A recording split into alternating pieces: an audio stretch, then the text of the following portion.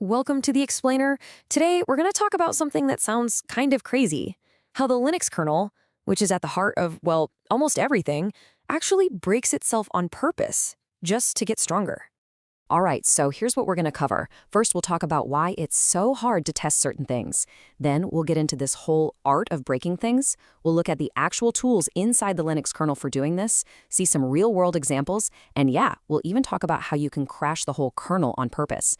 And finally, we'll wrap up with why all of this proactive failing is so important. Okay, let's kick things off with testing the untestable. So, what's the big problem we're trying to solve here? Well, it really boils down to testing the code that kicks in when everything else has gone completely wrong. And that really is the central question, isn't it? How do you test for the impossible? This is a huge challenge for anyone building really robust systems because, let's face it, your error handling code, it's just super difficult to test under normal, everyday conditions. And the kernel documentation itself just hits the nail on the head here. It says, it is hard to trigger real hardware errors. Software-based error injection can be used to fake various kinds of errors. I mean, think about it. Your hard drive failing is, hopefully, a rare event, so the code designed to handle that failure, it almost never gets run. And those untested code paths, those are like the dark, dusty corners of your software where bugs absolutely love to hide. All right, so that brings us to the solution.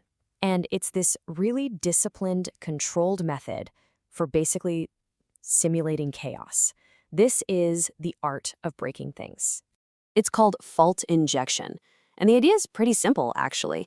It's a technique where you deliberately introduce faults to test those error handling code paths that would otherwise just sit there gathering dust. The fire drill analogy is perfect. You don't wait for a real fire to see if your sprinklers work, right? You test them. This is the exact same thing, but for code. We're creating a small, totally controlled emergency to make sure the system knows exactly what to do when a real one hits. Now here's where it gets really cool. The Linux kernel isn't just a passive victim here. It has this incredibly powerful and, honestly, surprisingly diverse toolkit for fault injection built right into it. Let's go inside the fault injection toolkit. And the main way you interact with all this, it's through something called debugfs. What this means is that developers don't need some super complex, specialized tool. They can control this entire powerful system just by writing to special files in a directory. It's basically a simple text-based remote control for causing very specific kinds of havoc.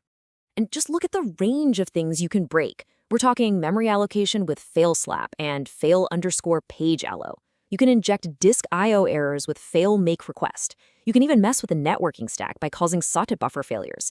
Each one of these targets a totally different potential weak point in the system. It's incredibly comprehensive. And actually using it is surprisingly straightforward. You just, pick the kind of fault you want, like fail/slab for memory. Then you configure how often you want it to happen, the probability. You can set how many times you want it to fail, like just fail the next 5 times. And you can even get super specific and filter for certain processes or memory ranges. It gives you this really fine-grained, precise control over exactly when and how things go wrong. Okay, so that's the theory, right? Let's get into the fun stuff and see how this actually works in some practical, real-world failure scenarios. So for our first scenario, let's say you're working on network drivers, and you're trying to hunt down one of those really nasty, subtle bugs, something like a use-after-free error. That's where the system tries to use a chunk of memory after it's already been given back. These are a nightmare to find. Well, with fault injection, you can run a single, simple command like this one. You're basically telling the kernel, hey, for the ETH0 network device, I want you to start failing when you try to reallocate network buffers. What this does is it deliberately makes old pointers invalid, which can expose those use-after-free bugs. And when you pair this with a memory debugger, like KSON, the kernel address sanitizer, it's like shining a giant spotlight on these hidden memory problems. It's an incredibly precise way to hunt for some of the ugliest bugs out there. Okay, next up, let's move over to the storage subsystem. You've got these super fast NVMe drives now, but what happens when one of them suddenly spits out an error? How does your system handle that? Well, we can find out. With a couple of commands, we can simulate that exact scenario. We can set the probability of an error to 100%, meaning the very next I/O operation is guaranteed to fail. We can even tell it exactly what kind of error to return by setting a status code. This lets us test the entire stack all the way from the device driver up through the file system to the actual application that's trying to read the data. You get to see if they all handle that I/O error gracefully or if something falls over. So, we can break networking, we can break storage. That's pretty cool. But what about the ultimate test? What about the system's absolute last line of defense? Let's talk about provoking a kernel crash. Yeah, you heard that right. Could you crash the entire kernel on purpose? It sounds absolutely insane, but this is like the final exam for any system that claims to be truly resilient. And of course, the kernel has a tool for exactly this. It's called the Linux Kernel Dump Test Module, or LKDTM for short. It's a special, purpose-built kernel module whose only job, its entire reason for existing, is to crash the system on command in a very, very controlled way. And you do it with a command just like this one. When you load this module with these specific parameters, you're telling it to trigger an immediate kernel panic. This is literally the big red self-destruct button for the kernel. But why on earth would you do this? Well, it's not about causing chaos for the fun of it. It's about testing the system's absolute last resort, its ability to generate a crash dump and recover. When the worst possible thing happens, does the system successfully save all the diagnostic data you'll need for a postmortem? Does it reboot correctly? This is how you find out, before it happens for real in the middle of the night.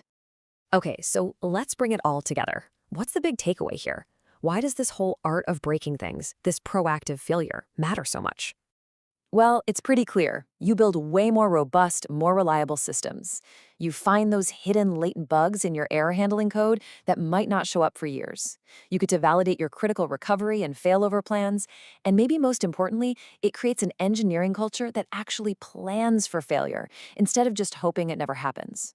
This kind of thinking, this is a huge reason why things like the cloud and the internet are as reliable as they are today. And really, that's what this whole explainer on fault injection comes down to.